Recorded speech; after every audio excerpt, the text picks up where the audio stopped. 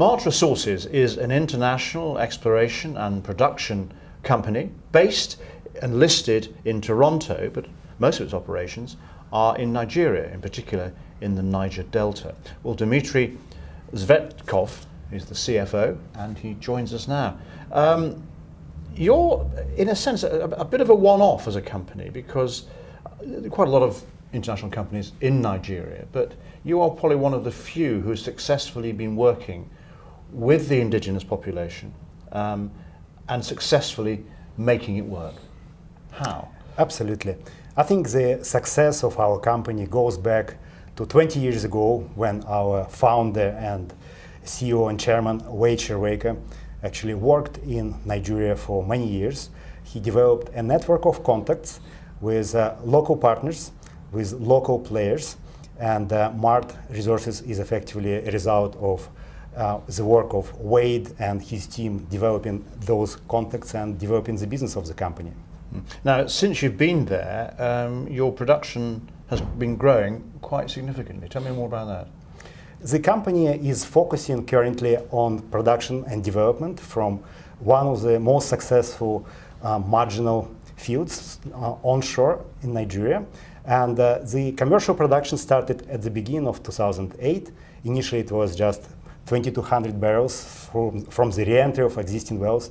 Currently, the gross production is around 13,000 barrels per day, but we're about to increase this production to 25,000 barrels per day, or even to 30,000 barrels per day by the end of this year, with the start of oil flowing through the second pipeline, which will unlock our production potential.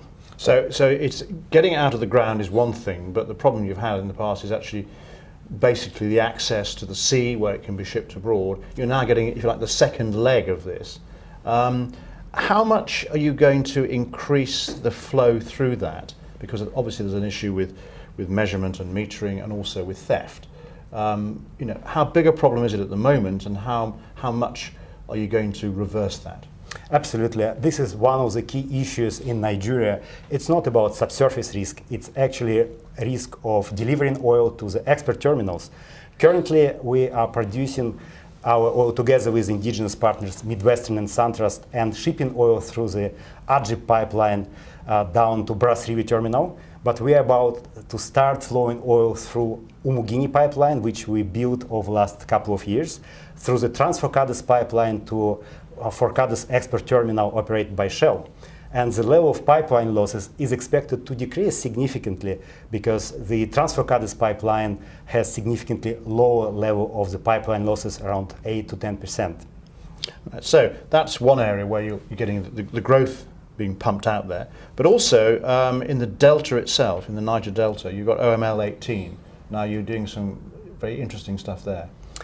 Very recently, we've announced signing of the SPA together with other members of the consortium to acquire 45% participation interest in OML 18, which is a very large asset in Niger Delta. Historically, this was developed by the majors, Shell and others. Historical production peaked at around 140,000 barrels in 70s, and cumulative production was in excess of 1 billion barrels. Current production from existing wells is around 20 to 30,000 barrels per day, and we are planning to improve the operation significantly. We are going to re-enter the wells, open the wells, and increase production several times over the next few years. We will also drill new wells, and we are going to focus on production of liquids and gas to the local markets. So, but how sure are you that you can actually increase those yields? You can increase the amount flowing out when Shell did it, and it's had its day. There's not as much there. Why are you so sure that you can increase production? I think it goes back to our cooperation and work with local indigenous partners. We believe that incentivizing the local communities, obviously providing a lot of benefits in terms of work opportunities, educational opportunities, and also CSR projects to local communities are going to ensure that our operations are safe and smooth. And through our other indigenous partners in the consortium, we want to establish very cooperational relationship with local communities, which will allow us to invest a lot of money to increase production without any interruptions, which majors experienced in the past. Well, so far you've been paying dividends, and the dividend policy seems to be going down well with shareholders. But if you're investing more, what impact is that going to have on your dividend policy? This is a very good point. We paid high dividends in the previous years. Actually, over the last couple of years, we've returned to our shareholders more than $167 million, and our dividend yield last year was around 14–15%. This year, the company made a conscious decision to focus on growth. So we've reduced the dividend a little bit, but we are now focusing on development, acquisition of OML-18, drilling more horizontal wells, exploration wells. This is where the funds we are conserving from paying reduction of dividends are going to. We still want to deliver return to our shareholders through the dividends, but we reduce them to the level which is comparable to our peers, maybe around 6–8%.